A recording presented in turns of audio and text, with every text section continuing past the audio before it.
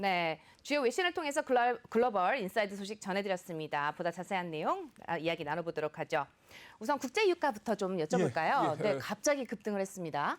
네, 아마 지금 말씀하신 것처럼 그 분석가들이 얘기를 한 게 뭔가 하면은 저렇게 감산량을 줄일 만큼 가격에 대해서 자신이 있는 것 아니냐, 오펙 플러스가 그런 쪽으로 해석을 하고 있는 것 같습니다. 그러니까 이 감산에 대해서 잠깐 말씀을 드리면은 오펙 플러스라는 것 자체가 14개 오펙 회원국과 러시아를 포함한 비오펙 회원국 10개 모임 이렇게 돼 있지 않습니까? 그렇죠. 네. 이 오펙 플러스가 그러니까 1919년 말을 기준으로 해서 그 생산량을 기준으로 해가지고 작년에 코로나 사태가 확대가 되니까 감산을 했던 겁니다. 그러니까 우리가 뭐 몇만 배럴을 감산한다 하는 기준은 1919년 말을 기준이다 이렇게 보시면 되는데 그 당시에 하루 원유 수요량이 전 세계적으로 어느 정도 됐었는가 하면 1억 배럴이 조금 안 됩니다. 네. 그런데 가장 많이 감축을 했을 때가 980만 배럴을 감축을 했었거든요.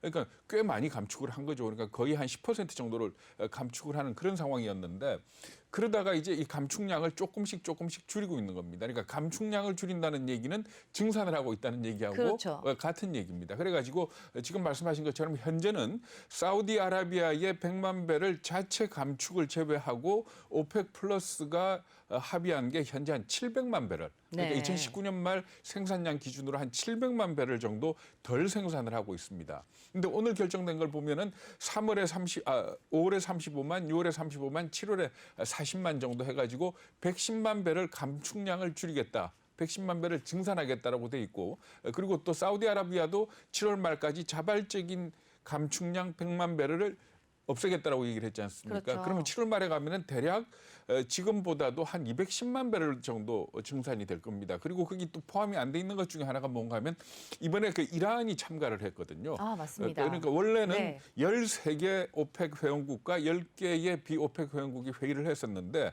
이번 같은 경우에 이란이 참가를 했습니다. 물론 이란에 대한 미국의 제재가 남아있긴 합니다만은 앞으로 이란에 대한 제재가 좀 풀리게 된다면은 이란에서의 생산량도 꽤 많아질 겁니다. 그렇겠죠. 이렇게 본다면은 사실 유가가 올라갈 이유보다는 떨어질 이유가 더 크다 이렇게 볼 수 있는데 지금 이게 이 석유라는 것 세계적으로 원유라는 게 이게 수요와 공급의 원리로 움직이는 게 아니고 하루에 소비되는 원유가 1억 배럴쯤 된다 그랬지 않습니까? 그런데 브렌트유나 서부 텍사스 중진유 같은 경우에 금융시장에서 거래되는 물량이 어느 정도인가 하면 12억 배럴 내지 14억 배럴입니다.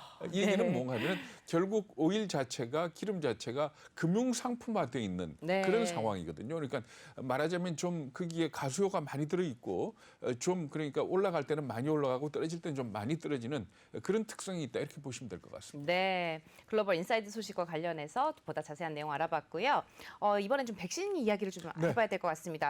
백신 접종 속도가 굉장히 빠르게 이루어지고 있다고요. 그렇습니다. 뭐 3차 봉쇄 얘기도 나오고 있긴 합니다만은 미국 같은 경우에 현재 한 번 이상 백신을 맞은 사람이 9,960만 명이고 그리고 또 2차 접종까지 완료한 사람이 5,610만 명에 달하고 있습니다. 그리고 또 하루 접종 속도가 290만 명한테 접종을 하고 있다 그러거든요. 그러니까 굉장히 빠른 속도로 진행이 되고 있고 영국 같은 경우에도 현재 3,090만 명이 1차 접종을 마친 걸로 이렇게 나왔습니다. 이게 전체 영국 인구가 얼마쯤 되는가 하면 대략 한 6,800만 명. 그러니까 우리보다 조금 좀 더 많은 그렇죠. 그런 수준입니다. 그런데 3,090만 명이 1차 접종을 완료했다 그러면 전 인구의 46%가 현재 접종을 1차는 맞았다는 얘기고 이게 성인 인구로 따져서는 50%를 훨씬 넘습니다.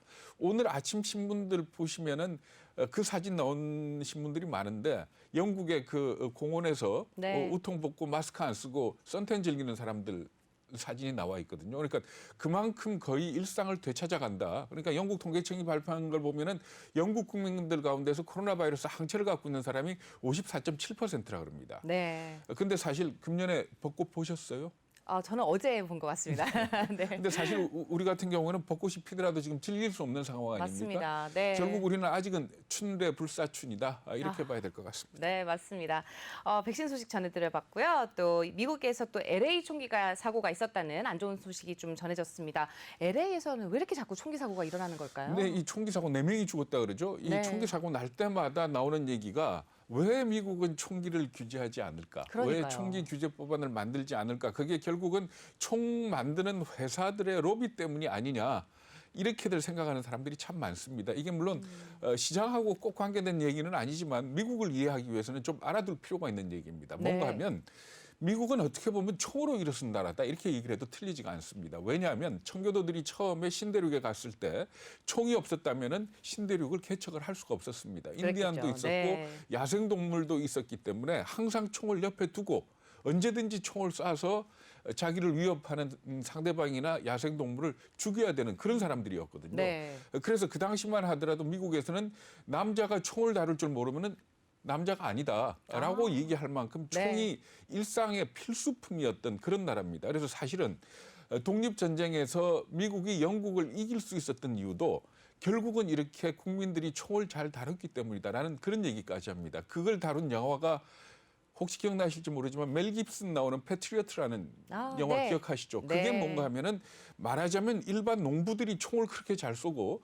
게릴라전을 벌였기 때문에 영국을 이겼다 이렇게 얘기를 하고 있거든요. 그렇기 때문에 미국이 아마 총기 규제하기는 쉽지가 않을 거다. 그리고 또 미국 그런 총기 문화가 미국의 밑바탕에 깔려 있기 때문에 미국이 군사 대국으로서 세계 경찰 역할을 하려고 하는 거 아니냐 하는 그런 얘기까지 나오고 있습니다.